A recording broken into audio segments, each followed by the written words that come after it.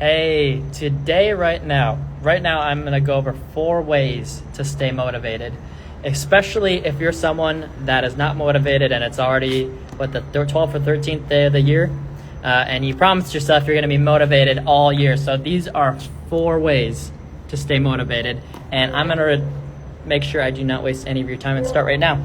So writing down 3 wins every single day. Now, we can, at the end of the day, focus on all of the problems that came up, all of the things that didn't happen. We can focus on why the cat peed on the carpet.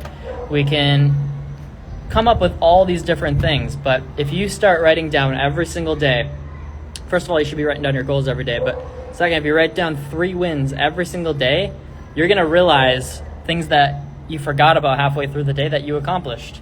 And it's going to be ending on a positive note and ending on something that is going to pull you into the next day. So that's the very first thing that you can do. The second thing is going to be very simple as well, but most people don't follow it. No white space on the calendar. If you have white space on the calendar, I promise you that the devil's going to start playing with you. Devil's playground is in an idle mind. Idle mind is a devil's playground. So if you have white space on your calendar, I can guarantee you that you're going to start slowing down during the day, because you should be operating with speed and certainty. And if you don't have things in the calendar, you're not certain about what you're supposed to be doing at that time. It can be a million things that you're supposed to be doing or that you need to get done. But literally, if you don't have anything on the calendar, you're not going to be certain about what you're supposed to do. So that's number 2. Number 3, and I want to make sure to make this video short. I just wanted everyone to get a ton of value from this. So if you're taking notes, this is number 3. Ready? So take massive action.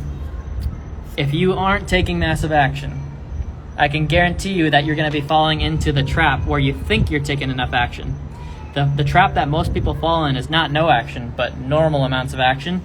I guarantee you that if you're taking normal amounts of action and you think that things are going to happen, outside forces are going to disrupt what you're doing. They're going to get in the way. You're going to have all these things come up, and then you won't get actually what you want to get accomplished. Okay? So make sure you're taking massive action.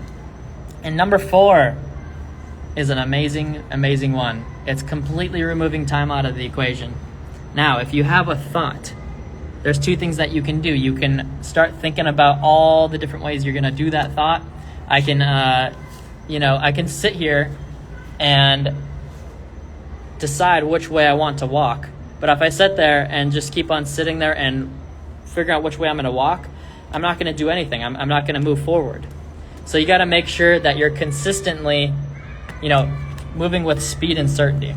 So that's the only way you're going to keep on moving forward, is if you keep on moving with massive action and then removing time out of the equation. If I put time into the equation, I guarantee you the devil's going to start playing with you there as well.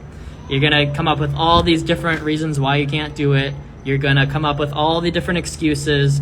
Like, for instance, the best things that have happened in my life have come with removing time completely out of the equation. I was asked to do a 10-minute one-on-one with Grant, and yeah, most people would say yes, but they also attached $10,000 onto it. I just said yes. I removed time out of the equation. I had the wherewithal at the time. I just committed first and figured the rest out later. Actually, I don't think I had the money. I had to find it, and I just committed to it. I removed time out of the equation. If you are uncertain and you're confused, you're going to find failure, just like Brandon Dawson always says. Where there's confusion, there is failure. So how do you become more certain about things? You start gaining the right information from people that have done it before. So these are 4 ways that you can stay motivated. Thank you everyone for joining. I'll just go over the brief overview of the 4 here, but rewatch this. I'll also post it on my YouTube channel, so follow me there as well.